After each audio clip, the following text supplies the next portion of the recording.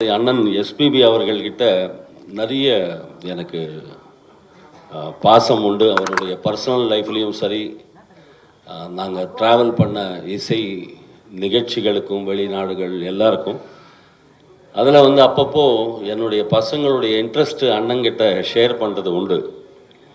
இந்த மாதிரி படம் ஏதாவது பண்ணோம் அப்படின்னு சொல்லிட்டு ஒரு பையன் இன்னொரு பையன் சிங்கராக வரணும் அப்படின்னு சொல்லி ஆசைப்படுறாங்கன்னா, டேய் நம்ம ஆசைப்படுறதெல்லாம் நடந்தால் நம்ம தான் கடவுள். நமக்கு எல்லாம் என்னென்ன கொடுத்துருக்காங்களோ அதை வச்சு நம்ம பிளான் பண்ணி அவங்க ஸ்ட்ரென்த் எதில் இருக்கு அதில் கொஞ்சம் முன்னுக்கு கொண்டு போகிறதுக்கு நீ முயற்சி பண்ணு.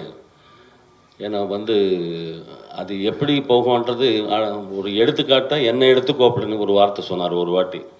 அதாவது சரண் தம்பி இருக்கும்போது அவர் இன்வெஸ்ட் பண்ண படங்களுக்கு சரியான அவர் பாடி சம்பாதிச்சு அவர் அங்கே செலவு பண்ணி அது வேறு ரூபத்தில் இன்ட்ரெஸ்ட் ரூபத்தில் கட்டினதெல்லாம் நான் கண்ணால் பார்த்துருக்கேன். அது எனக்கு சொல்லியிருக்காரு.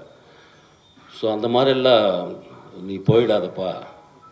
ஏன்னா நம்ம ரொம்ப கஷ்டப்பட்டு ஒவ்வொரு படியாக ஒரு 40-45 வருஷம் ட்ராவல். இது நீ பாடினாதான் உனக்கு அந்த 1000மோ 2000மோ.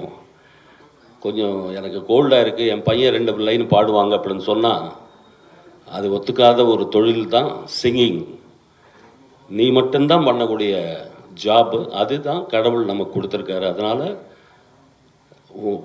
மிக வேல்யூபிள் காசு ஏதாவது இருந்தால் பாடகருடைய காசு ஞாபகம் வச்சுக்கோ அப்படின்னு சொல்லி அவர் சொன்ன வார்த்தை இங்கே சொல்லணும் அப்படின்னு சொல்லி தோணுச்சு. அதுக்கப்புறமும் வீட்டில் அவங்களுடைய ஆசைகள் தீர்க்கிறதுக்கு ஒரு தந்தையாக அது தவிர்க்க முடியாத பாயிண்ட்ஸ் எல்லாம் இருக்கும்.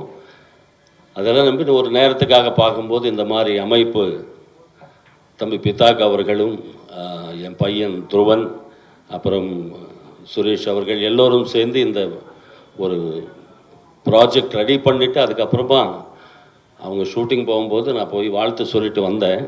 அதுக்கப்புறமா ராஜேஷ் தம்பி அவர்கள் கிடைச்சார்.